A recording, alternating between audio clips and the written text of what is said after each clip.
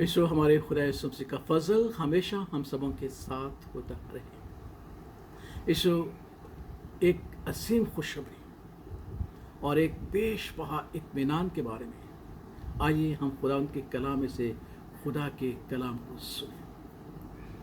ईशो ये उस दिन की बात है जब हमारा खुदा यीशु मसीह अपने कहने के मुताबिक मुर्दों में से जी उठा, और अभी अंधेरा ही था कि मरियम मगदलीनी कब्र पर गई ताकि उसे देखे, लेकिन उसे न पाया। वो दौड़कर यूहन्ना और पतरस के पास आए, वो भी गए और उन्होंने कब्र को खाली देखा और खुदावंद के कफन और रुमाल को देखा। वो लौट गए, लेकिन खुदावंद का पाक कलाम फरमाता है, लेकिन मरियम बाहर कब्र के पास और रोती रही।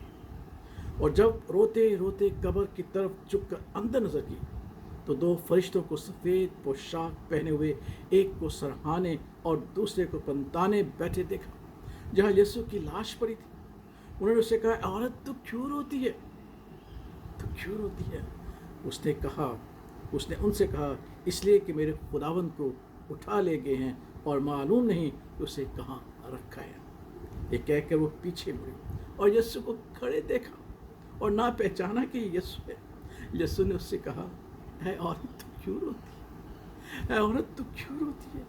किसको ढूंढती है? उसने भागवंत समझकर उससे कहा, मियाँ अगर तूने उसको यहाँ से उठाया है तो मुझे बता दे उसे कहाँ रखा है ताकि मैं उसे ले जाऊं। यीशु ने उससे कहा, मरियम। यीशु ने कहा, मरियम। उसने मुड़कर उससे रब्बानी जुबान में कहा, अब्रानी जुबान में कहा, ऐ रब्बूनी, यानी ऐ उस्ताद। यीशु ने कहा, मुझे ना छू, क्योंकि मैं अब तक बाप के पास ऊपर नहीं गया, लेकिन मेरे भाइयों के पास जाकर उनसे कह कि मैं अपने और तुम्हारे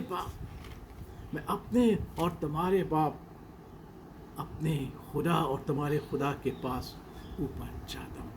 यीशु कितनी असीम खुशखबरी है और क्या ही बेशबहा इत्मीनान है कि हमारे खुदा यीशु मसीह ने जो अपने कहने के मुताबिक मुर्दों में से जी उठा, जो खुदा की जलाल का पर्द और उसकी ज़ात का नक्श है, जिसने कहा कि देख मैं मर गया था और अब्दुल्लाबाद जिंदा हूँ और बादशाही करता हूँ, मौत और आलम रवा की खुशियाँ मेरे पास है। उस मुनज्जी ने मरियम मगदलीन से कहा कि जा मेरे भाइयों को कह, ईमानदारों को कह जो मुझ पर ईमान रखते हैं और मेरा इंतज़ार करते हैं, मुझ पर तवक्कल करते हैं, मुझ पर भरोसा करते हैं, उनसे जाके कह जो मेरे नाम से दुख सहते हैं कि मैं अपने और तुम्हारे बाप के पास जाता हूँ। खुदा यीशु मसीह ने अपने बाप को हमारा बाप कहा है। कितना इत्मीनान बख्श कलाम है यीशु, हमारा बाप। और खुदावंद यीशु मसीह ने कहा कि मैं अपने और तुम्हारे बाप के पास जाता हूँ। इसलिए जो खुदा उनका पाक कलाम हमें सिखाता है कि वो हमें भाई कहने से नहीं शर्माता। ज़बूर 22 में भी और अब्रानियों का मुसन्नफ़ भी कहता है कि वो कहता है कि ऐ मेरे आसमानी बाप, ऐ मेरे बाप, मैं तेरे नाम का जिक्र अपने भाइयों से करूँगा, अपने भाइयों से करूँगा। और फिर बड़ी खुशखबरी ये है कि खुदा का पाक कलाम कहता है कि इसलिए है कि पाक करने वाला और पाक होने वाला एक ही असल से हो, एक ही जौहर से, एहसन से हो, ताकि जब हम यीशु मसीह को देखें तो हमें खुदा की सूरत नजर आए, और जब हमें कोई देखे तो यीशु मसीह की सूरत नजर आए। और जो अब्रानी ज़बान में यहाँ पे लफ्ज़ है वो बहन भाइयों के बारे में है, और एक तर्जमा कहता है कि वो बहन भाई जो एक माँ बाप से पैदा होते हैं। कितनी खुशखबरी है, कितनी बड़ी। यीशु मसीह पर ईमान रखना क्या ही फजीलत है। इसलिए खुदा का पाक कलाम कहता है कि जो खुदा यीशु मसीह पर ईमान रखते हैं वो ना इंसानी इरादे से, ना खून और गोश्त से, बल्कि खुदा से पैदा हुए हैं, खुदा से पैदा हुए हैं। इसलिए मुकद्दस यूहन्ना कहता है कि खुदा का तुख्म उनमें बना रहता है और वो ऐसे ही नजर आते हैं जैसे वो है। यीशु खुदा सब से पर ईमान रखना कितनी बड़ी बात है।